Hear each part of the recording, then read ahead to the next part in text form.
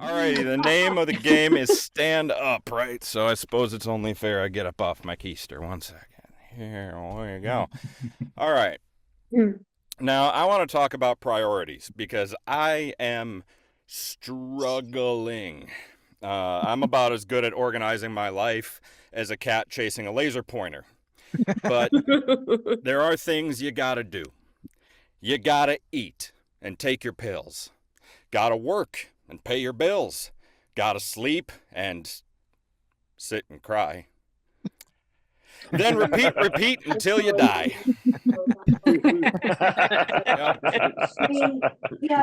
I do struggle with priorities, though. They say I've got that ADD. You see, someone forgot my H. If you can get through some Harry Potter.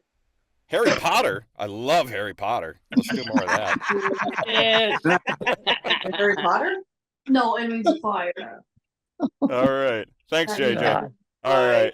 But those nice doctors, they got me hooked up with some real nice brain candy. I've got my Oxytines, my Fetamines, my Sour Patch Kids. I mean, listen, the right meds or candy, both can be lifesavers. Skittles or not, I still need to come up with ways to remind myself to do what most people just do, like eating, which, I mean, if you could see more of me, clearly I'm not forgetting entirely. But I've been told that I'm not doing it the right way. Apparently, skipping every meal and then eating an entire Domino's family feast at 10 p.m. is not the right way. But it's okay. It's okay. My doctor also put me on cholesterol meds. Anyone else out there in the statin squad? Raise your hands. Hey, I got a couple. All right. Statin strong. Eat that cheese. Let's do it. I feel like life would be so much easier if I only had to prioritize the things I want to do. And do you realize there are people out there who don't have to roll up the hose or shovel the snows, launder another load, or scrub out their commode? And you know who I'm talking about, right? Men. Rich people. I think next time, I'm just going to ask my doctor for a prescription for a 6-figure salary. See how that works out. It would help me out. I don't know about you. But right now, all I can afford is 6 sticks of celery, and they're in what I like to call the compost drawer. It's a special place in the refrigerator where fruits and vegetables go to rot. That brings up another problem. You see, I also struggle with things being out of sight and out of mind. This applies equally to fruit, friends, and family members. Not that I keep my parents in the fridge. They're cold enough all on their own.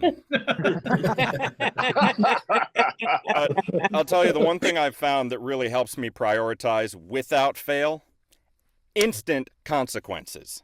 See, if every time I forgot to eat, some guy just came and punched me in the face, I might think twice about doing that again. But that's not how it works. So instead, I have to strategize. My latest predicament is that I have to move out of my apartment in the next 23 days. And you know what that means?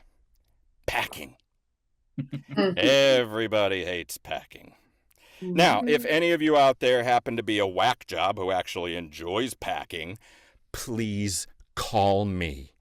I need someone, some Marie Kondo, Martha Stewart, mother figure to help me out. Because, I tell you, it's not going well. Mostly my apartment just looks like it's infested by raccoons. There's just little piles of stuff everywhere. And by the way, I was looking this up at 2 a.m. this morning instead of sleeping because priorities. A group of raccoons is called either a nursery or a gaze. I have no idea why. But what I do know is my raccoons are definitely a nursery because the gays know how to organize. So, as I sit in my nursery piles and try to strategize a way out of my mess, I begin to really envy refugees. Why? Prioritization, instant consequences. While they're packing, it's going down. There is no time to make little piles or to think. You grab what matters most and you GTFO, which it can backfire if you have garbage priorities.